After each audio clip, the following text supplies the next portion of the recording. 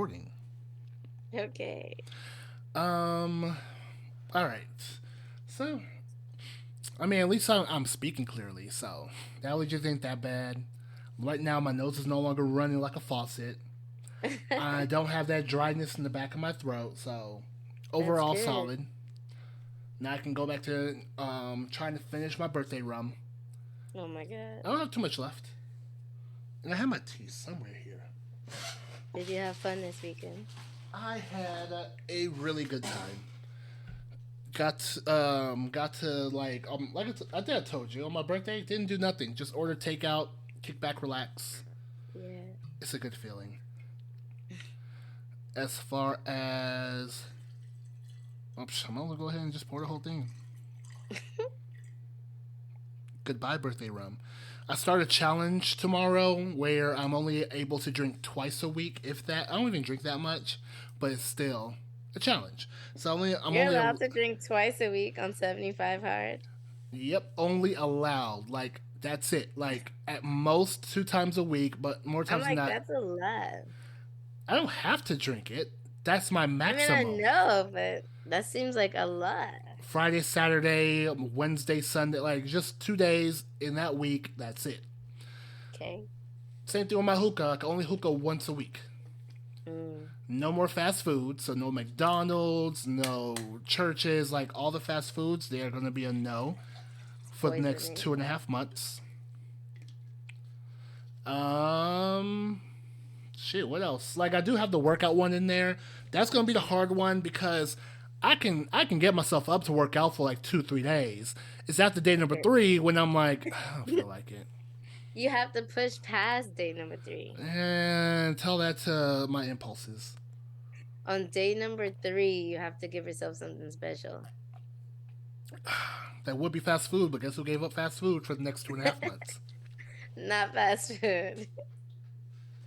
All right, but no, like it's just well, no. The birthday overall was good. I guess we could throw that in there like in the beginning before the actual intro. Yeah.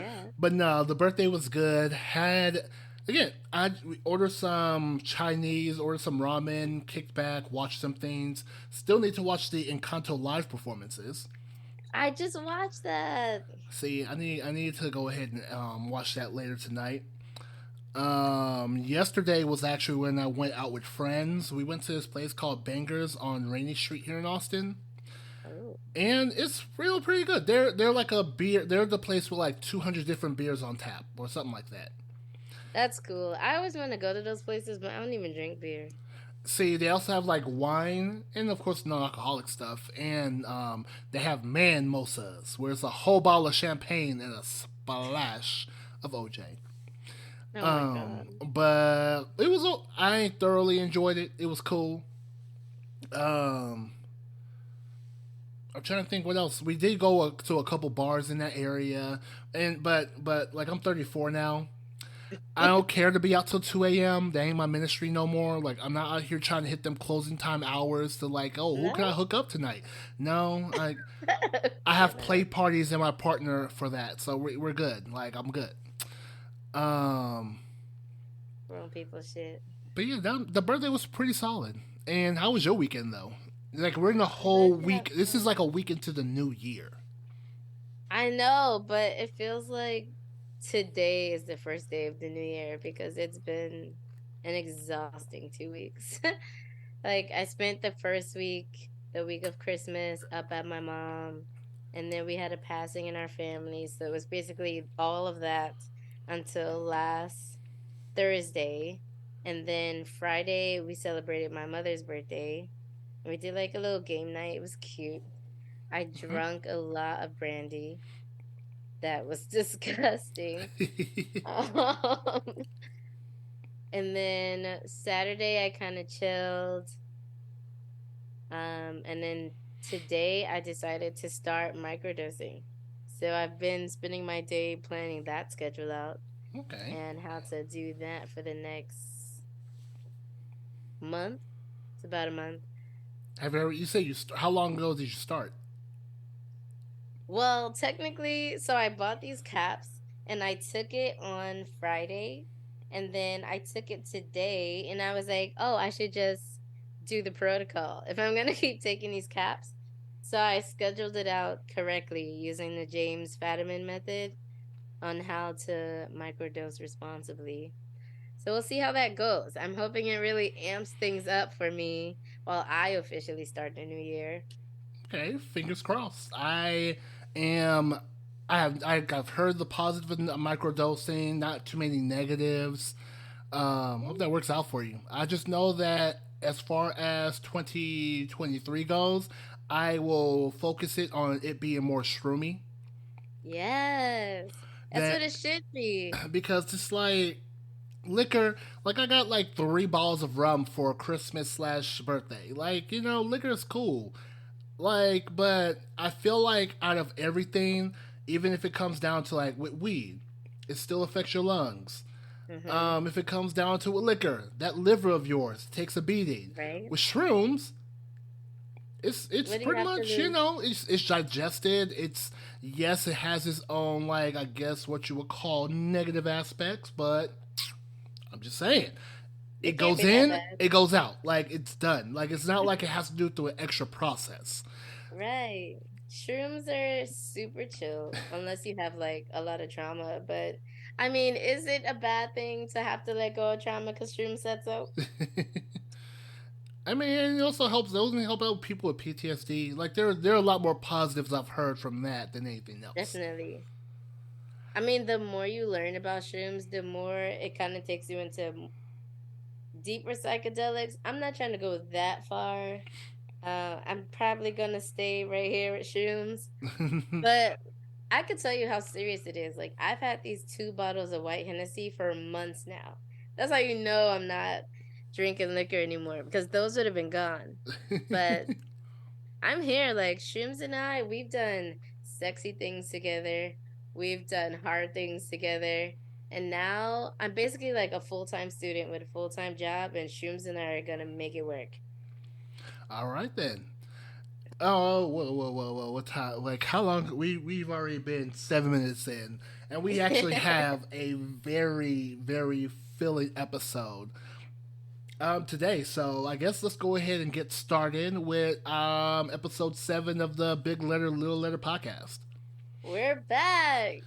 I mean, the last episode came out October 31st, and did I release the episode 6 yet? No, I have not because I haven't edited it because I realized that my other computer had some other things, but I'm working on it. It's all But good. here we have episode 7. Let's actually give a quick pause for the music.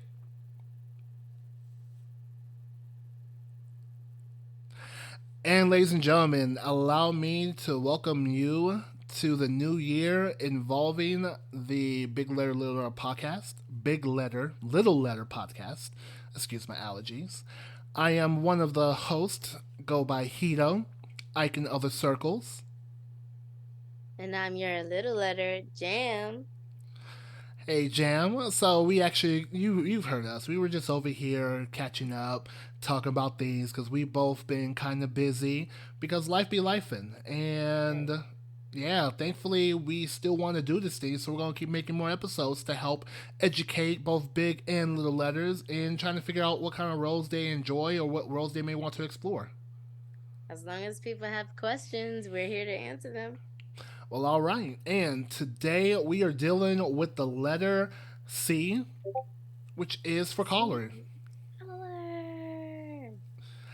I know this is an episode that you have definitely been waiting on.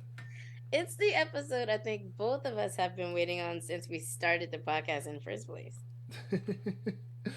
All right, so let me go ahead and get these notes back up here. Now, technically, our our Kinky Weekly was already kind of discussed. Um, I had my birthday. Your boy's 34 years old now. Jam's over here microdosing, doing the full time student and work thing, and we're just out here living, trying to be our best selves. I mean, what more can you ask for? 2023 is going to be a big year. For you, maybe. For me, 2023 is just going to be 2023. Are you kidding me? Hold on. Are we just going to bypass the fact that you are officially a web developer? I mean, I got the skills to pay the bills now. Exactly. You're gonna get the big job. Things are changing. You thought you were traveling before for King. Oh no, I get money, money. I'm gonna be a whole slut out here. That's just gonna be facts. You can find Hedo in all 50 states at any point in time. And more like 30. Like 20 of them are not worth going to. Like, I'm not gonna go up to North Dakota. No offense to anyone from North Dakota that's listening, but y'all know the truth. You never know. I hear things go down on a farm. I can go to a farm in South Carolina and have just as good a time. I feel you. And they have rice. I love me some rice. Okay, okay. But please, let's talk about coloring. All right, now this is going to be a little tricky one because, like I said, the letter of the day is C for color, and technically we will be discussing colors, coloring, as well as coloring ceremonies. All right, so should I get started? I mean, you are the little letter, so let's go ahead and have you start off in answering what is a collar. Well, a collar is a restraint that's sometimes placed around the neck of submissive partners in BDSM play. And it's not uncommon for dominants to wear them as well. Often, submissive partners that regularly wear collars are referred to as being collared. Your tongue ties are wearing off on me. That is not my fault that they're infectious. All right, now as far as collars go, what does it look like? So collars can be made of nearly any material, including rubber or even metal. But the most common type of BDSM collar is made from black leather. Many collars also have one or more metal D rings or O rings. They look exactly like the letter, making it easy to attach a leash. Collars might also be plain or adorned. Some people in BDSM dynamics will forego the usual collar and opt for other methods of collaring, such as a necklace instead. Okay, all right. Is there anything more about collaring you want to drop for the peoples? Yes, so there's several types of collars that can be used, and they do not necessarily represent a permanent DS relationship. There's a collar of protection, for example. It's a symbol to show that a submissive without a permanent dominant is under the protection and watch of a dominant that he or she knows. They may or may not engage in play sessions together. This form of collaring is normally applied to individuals who have suffered some form of trauma and consequently need to feel safe. There's also a training collar, which often occurs after several discussions about the needs, desires, conditions, dislikes, likes, soft and hard limits, and the rules established by both parties. And then, of course, we have the permanent collar, which represents the fact that the submissive and the dominant have reached a fully established relationship, which they hope will last for life.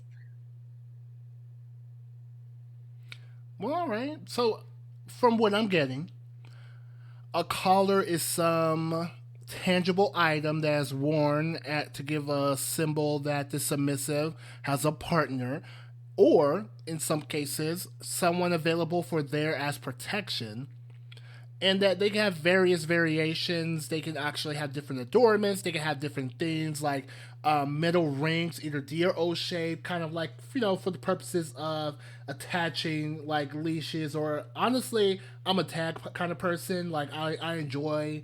I would enjoy sticking a tag on there with their name as well as if lost, call me. That's a But good one. look, I'll be creative.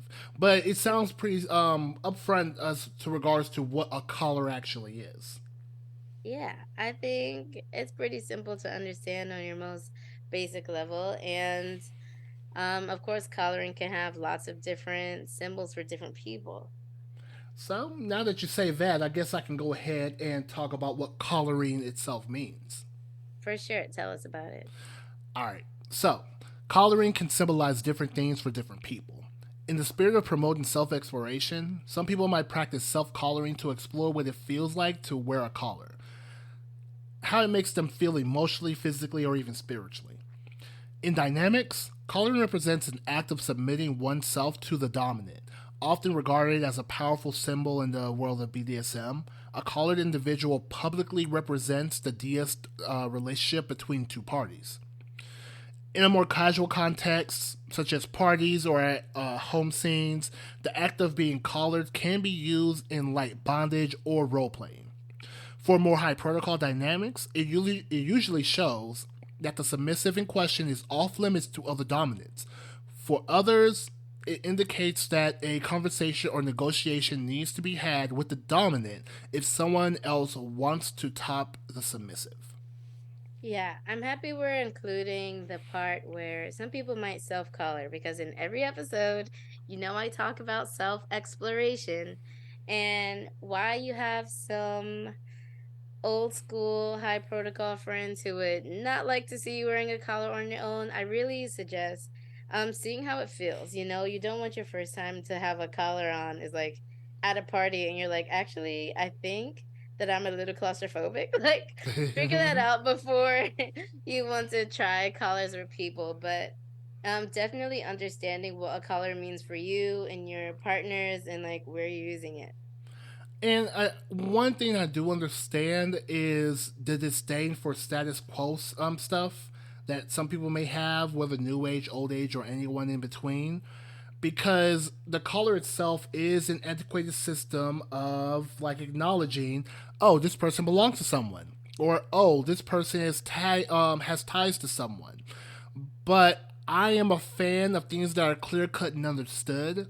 So if I'm at an event and I see someone is collared, in my head, I know that, oh, this person is collared. At best, I can have light conversations, human to human. If I want to do anything direct or anything with them, I need to know to ask, as a Dom myself, no, this is not a submissive thing to do. Hey, who is your Dom?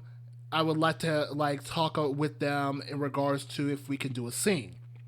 Now, as I have seen some people that feel a ways about needing to ask permission. Look, this is not a swinging situation. This is not a play party situation. This No. is like there are protocols involved, and anyone that calls himself a dom, they need to understand. Oh no, we gotta follow the protocols because if the roles were reversed and that was your sub that was collared, how would you feel if someone tried to sneak behind your back and try to like get them to go against what you go against like any kind of like dynamics you have with that person? You'll be Right. So upset. you really we talk about it all the time though. Like in BDSM there's so many things that we do naturally that honestly vanilla folks could learn just like the simple respect of somebody's boundaries. They've clearly set a boundary for you that you can see, you should respect it. And that's all there is to it, because that's the reason. Like when we got to the point in regards to the high protocol dynamics, you will see they because shout out to Kinks with Kiki. She went through the gambit of all these variations of Dom, and one which is like kind of toxic into the BDSM world is the fake Dom, the person that is Dom in name only. They don't do the work, they don't do the research, they don't do the learning. They are just want to be able to boss someone around just so they can feel good. And typically in these spaces, those fake doms are the ones that are breaking protocol and not respecting the dynamic established between the collared and the collarer. Right. Talk about a quick way to vet people though. If someone's coming up to you and violating the terms of your collar immediately, they clearly don't know what they're talking about. All right, so got my venting on in regards to that. We got a little bit of insight on from you in regards to that. So let's move on to the thing that you honestly are like even more excited to talk about than anything else, which is what is a collaring ceremony? I mean, I am excited, but it really is because since I've been ordained, it's not weddings that I'm after. It's collaring ceremonies that I'm after. I want to be with my people. So let's talk about it. A collaring ceremony is a formal event. There, many people see collaring ceremonies like a wedding, and the collar would be equivalent to a wedding ring. So during the ceremony, it represents a commitment of the submissive and the dominant. And for some dynamics, it marks the ownership as property of the other. So, collaring ceremonies are highly personal. During the ceremony, the submissive and dominant may have friends, other doms, or subs attend. The submissive is led in by the trainer or another dominant. A friend of the dom carries the collar that will be used to claim the submissive, and if the submissive is wearing a training collar, it is removed during the ceremony and replaced with a new collar. During the ceremony, vows and obligations are explained and agreed upon. Usually, a contract is signed. How could you not think that's so beautiful? And not want to lead it? Like, I want to do it. So, if you're having coloring ceremony, you know where to find me. She's based out in New York, but hey, if you want to fly her out, I'm positive that things can be negotiated. Will travel for King. I definitely do. But overall, like when you first brought up coloring ceremonies, like in my head, the first thing I thought about was like a marriage because that's honestly what's going on with it. Because I have heard of some cutesy moments of like someone, the dom providing a collar as a gift or a sub like, hey, here's this. But like an overall ceremony, because in Dallas, like my best friend, shout out to my favorite white girl. She's the one that introduced me to the kink life with Fetlife and all that. And she was telling me about how this couple had like their vanilla wedding. And then after the vanilla wedding with their friends that don't know the other side of them, at their dungeon they had a kink wedding that involved That's collaring and all that. beautiful. So it was like a double wedding. Like they had it planned out. They had their kiki friends and like they have the dungeon like all glitzed up for it. And I'm like, that shit sounds fire. That's amazing. So when it comes to, because I do understand, and that's, I have a thought I will share after this, but the thought came from just those aspects, my personal experience, where this is some real shit. This is like tradition. This is a culture. This is something that is more than just frivolous playtime. Like, yes, you can see the 50 Shades of Grey and by you, your cheap little floggers from Adam and Eve and whatnot, but there are some people that are really committed to this stuff and things, Right. ceremonies and these protocols and whatnot. They're very sincere and they mean something. So I feel like when someone holds meaning to something, you just gotta make sure you respect it. Right. And I guess we actually, before we take a break, I'm actually gonna go ahead and share honestly what started this podcast. So this was like several months ago. I'm just laying around. I have random thoughts. So sue me. And so I was just relaxing, laying around. I'm over here thinking about my other podcast about non-monogamy, and then I ran across a thought in regards to callers because I'm in the BDSM streets. I listen to things, I check things out. I'm on FetLife, I'm seeing stories. And so this thought I'm about to share, I like got out of bed, grabbed my phone, and wrote this out. And this thought is why this podcast exists.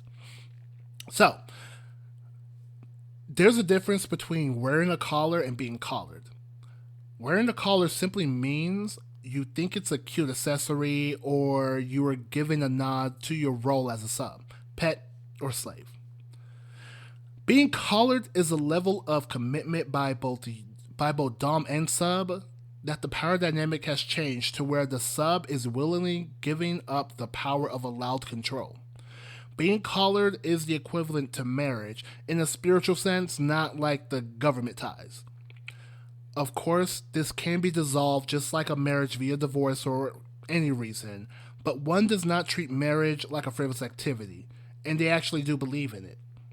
Just be sure to do your work in vetting, learning, building trust, and communicating before moving forward with the thought of collaring or being collared. Like, that was a legit thought that I came up with in bed, just thinking about the world. And this is the reason why I came up with this podcast. And shout out to my lovely host, Jam, for hopping aboard to make this podcast become a thing. Yes. I mean, I think we have a lot of the same thoughts. So why not come together and share those thoughts with the world? I am here for it. But we have, we actually had a good run of talking real quick, but let's go ahead and have a quick water break. In my case, I just finished my rum, so I guess I do need some water. And we'll be right back after this quick break.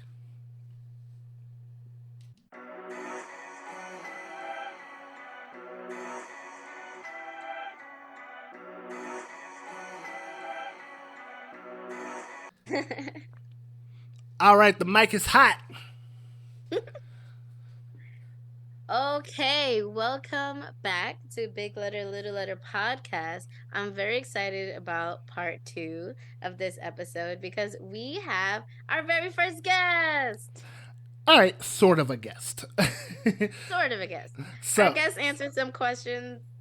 We're gonna read them.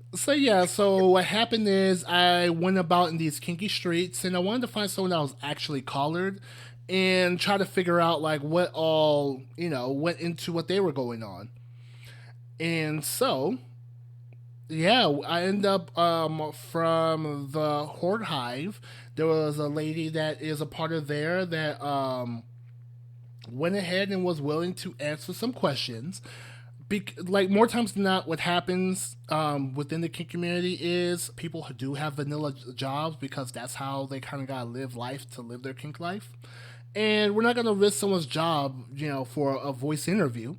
But thankfully, she went ahead and dropped us some knowledge as far as what all that she was about during her collaring with the questions that we had. Yes, and I'm so excited. In a true BDSM life, we're gonna keep her anonymity. Ooh, I said that right. Awesome. So we're just gonna read you guys these questions, and I hope you get something good out of someone else's perspective. All right, now we're gonna go ahead and go through my questions. I'm gonna ask them, and we're gonna have the lovely Jam read her answers in her place. All right, first one. Did your dom bring up the idea of collaring, or did you? How did that come about? I'm like, should I do a voice? I mean, it's up to you. It's your show. That's fair. Can't maintain it. My dom was the one who brought it up. We were already married and had slowly been incorporating more formal and intentional DS dynamics into our relationship. Though when I look back, I felt like I belonged to him on day or night, really, one. He asked how I would feel about wearing a more visible sign of ownership. I was a little nervous because I'm a teacher, and I was worried that it would be super obvious at work. We took a lot of care to find a day collar and a home collar that would suit both of our needs. Was there a ceremony, whether public or private? No, but this is when we officially wrote out our contract. Did you know what it meant to be collared when it was brought up? What are your current thoughts about it? I knew what it meant and did and still do. Feel honored to be collared by my dom. I do think that as each year goes by, the significance of not just being his wife, but also his submissive becomes even more important to me. All right, as you can see, I didn't want to hit her with 21 questions, so I kept it simple. And now we have the questions from the lovely Jam. Yes, but me, I'm inquisitive, so here are my questions.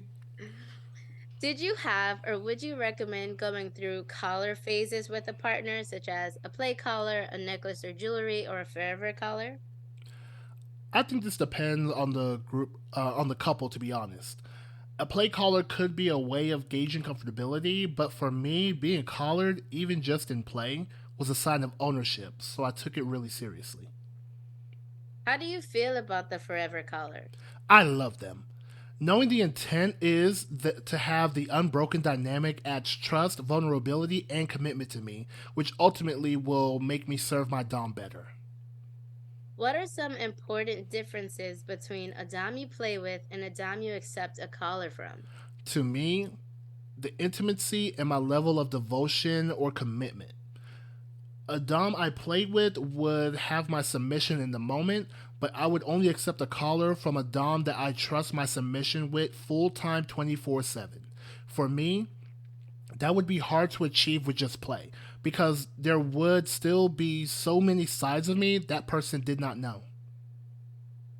Would you prefer a collaring and a wedding or a collaring ceremony as a wedding? Collar and a wedding. I'm sentimental. Show me I belong to me in as many ways as possible. Last question. What are your favorite materials for collars? Silver and leather. Ribbons get special mention for day callers. Thanks so much.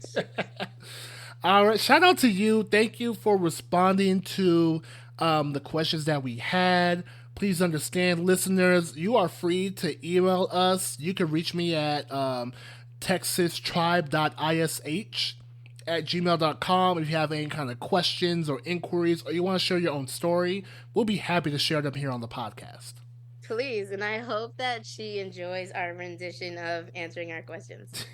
Look, you show me an exclamation mark, I will give you enthusiasm. You know what I'm saying?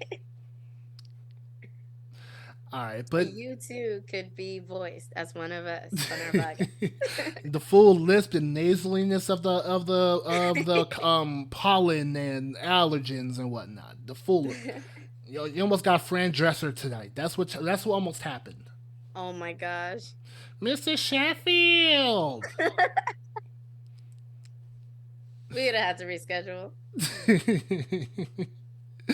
All right, but ladies and gentlemen, I do appreciate y'all listening in. This was the letter of the day, C for caller, because this is something that is very important within the BDSM community, and we want to make sure that we give it its proper due. In the future, we will definitely just have guests on just to purely interview in regards to discussions. So everything's not going to be always just a pure informative. Sometimes we're going to have people on just to have fun and chat about these various topics. Yeah, come email us, find us on our socials, and ask your questions. All right. And Jam, you want to go ahead and provide your socials that they can reach out and ask you these questions? You can find me on Twitter as Lady Lies Waiting, on IG as I_mean_her, on Fet as LoveAphrodite, or you can also send an inquiry on my website, maryjanescouch.space.